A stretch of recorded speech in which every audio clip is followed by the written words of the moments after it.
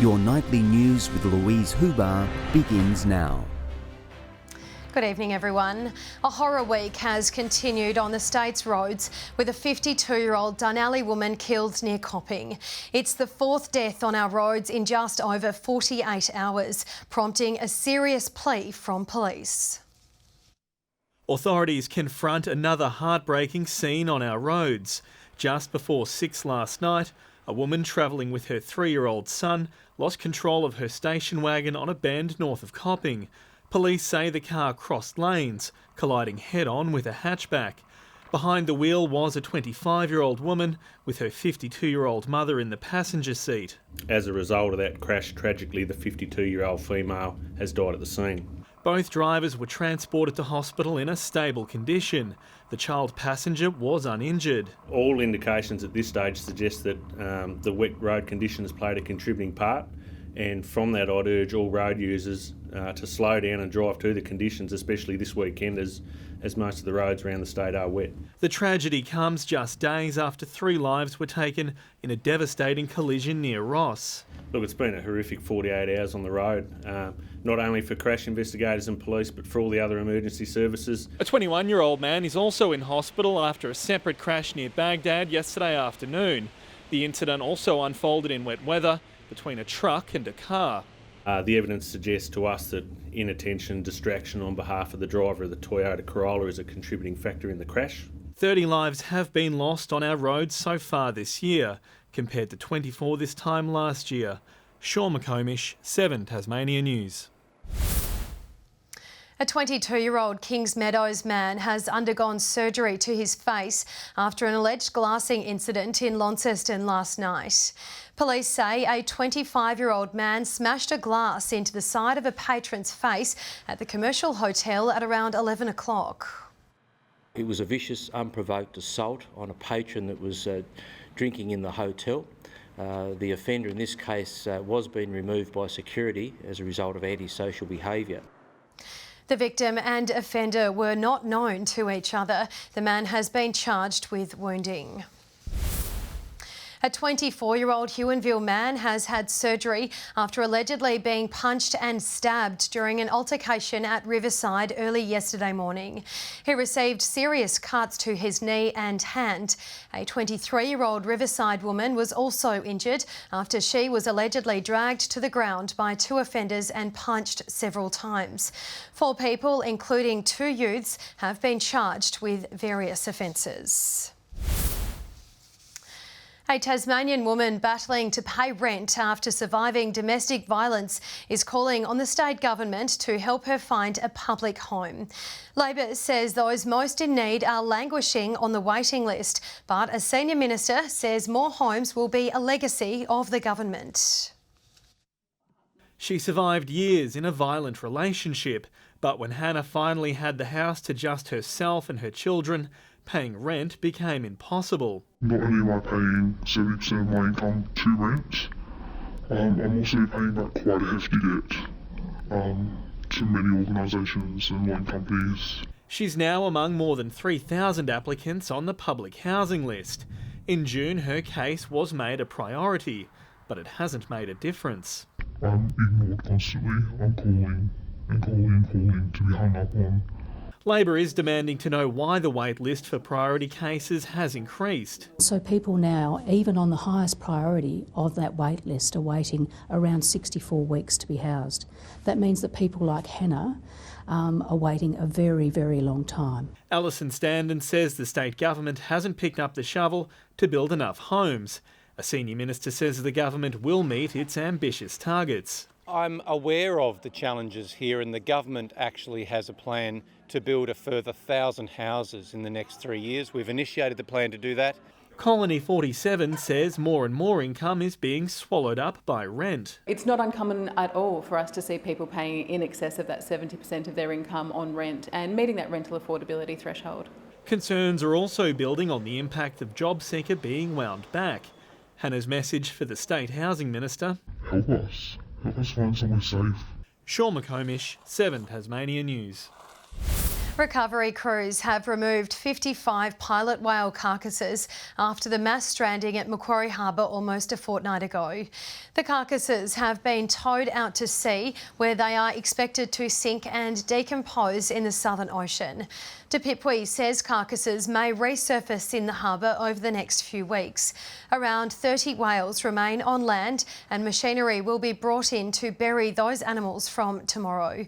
111 whales were rescued during the stranding, but sadly more than 360 have been disposed offshore. A staggering 1 in 6 Australians are affected by heart disease, with high rates here in Tasmania. A fundraiser for the Clifford Craig Foundation today seeing 300 people turn out in Launceston for the annual Run and Walk for Your Heart. The rain stayed at bay as Tasmanians broke a sweat at this year's 5-kilometre Run and Walk for Heart. Some were just along for the ride. She's been enjoying it very well. Once she's had a custard, she's sweet. Some slept through it, and for some the cause was close to their heart. 3.5-year-old Zach was born with a rare condition, holes between the 2 chambers of his heart, impacting blood flow. We're walking for our little Zachy, who was born with complete AVSD and has had 2 open heart surgeries before 2 months old. 18-year-old Sam Clifford was the first to cross the finish line in a bid to break the cycle of heart disease. I think it's important for me because my family has had a history of heart disease. My grandfather had 2 bypasses and my dad's had stents. While 13-year-old Avril Quinn was the first female to finish for the 2nd year running. Pretty stoked, yeah. I don't really win that many events, but I've been doing this event for a couple of years and I've been winning the female. The event, a reminder to stay fit for your health. Northern Tasmania has the worst incidence of heart health in all of Australia. So this message for Run and Walk for Your Heart is the culmination of a month of activities to make the community aware of the need to actually be healthy and get out and do some bit of activity if they can. Elizabeth O'Neill, 7 Tasmania News. Taruna's local soccer club is hoping its new facilities will make it a destination club. Federal, state and local politician helped them officially open their new club rooms today. The building includes a function room along with toilets and 4 change rooms. The president confident the upgrade will help them attract new players. Everyone who comes here is just absolutely gobsmacked when they see what we've got, and it will certainly help us to attract players because they see the facilities that we have to offer. The extra change rooms will allow male and female players to have separate spaces. An iconic Tasmanian event which raises mental health awareness will go ahead this year, but with a smaller crowd. Colony 47's annual Eureka Clubhouse breakfast will take place on Tuesday. Coronavirus restrictions, however, have forced organisers to downsize the event, with just Clubhouse members attending this year.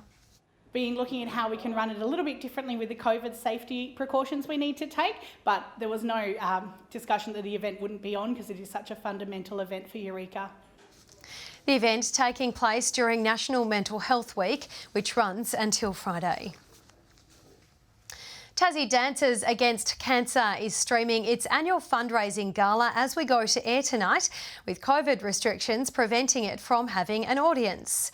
Performers will entertain with various styles of dance, including tap, jazz, hip hop and contemporary, to raise funds for cancer support and research. I actually had a sister die of cancer, Eleanor, when I was 7 years old and she was 10. So when we get to come together and dance, which my sister also loved doing, it's a really great way that everyone can come together and support this cause. It's hoped the stream will increase reach with people living interstate or overseas.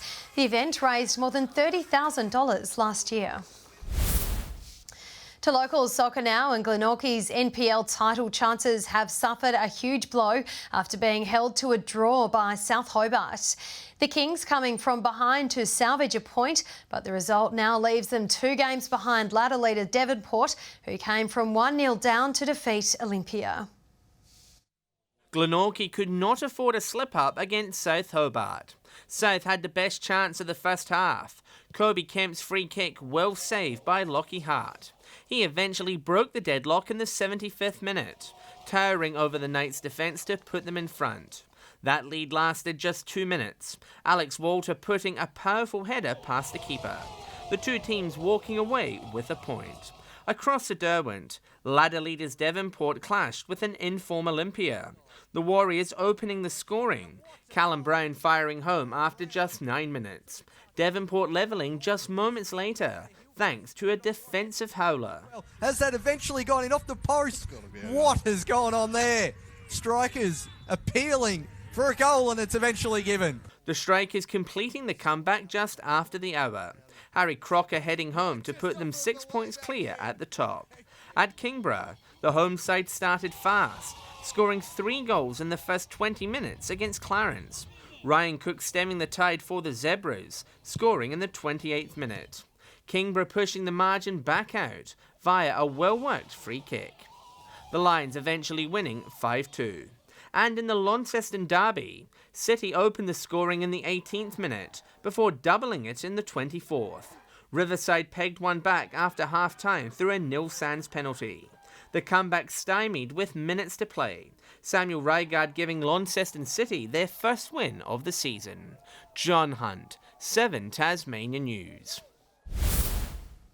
The Devonport Bulls are through to the Tasmanian Rugby Premiership Grand Final after a 21-5 win over Taroona. A tight first half saw Taroona leave 5-0 at half-time thanks to this spectacular solo effort. The Bulls fighting back in the second half, 3 tries to none, booking them a spot in the decider. Tasmania's racing community is in mourning after the sudden passing of 2-time Horse of the Year Helliver Street. The 10-year-old gelding died in Melbourne yesterday morning from colic. The Scott Brunton trained horse won 20 times, including the Group 3 Chatham Stakes at Flemington in 2017, earning nearly $1.3 million in prize money. This year marks 111 years since the first recorded baseball game between the North and South. To mark the anniversary, baseball's rival regions are preparing to slug it out in a special clash.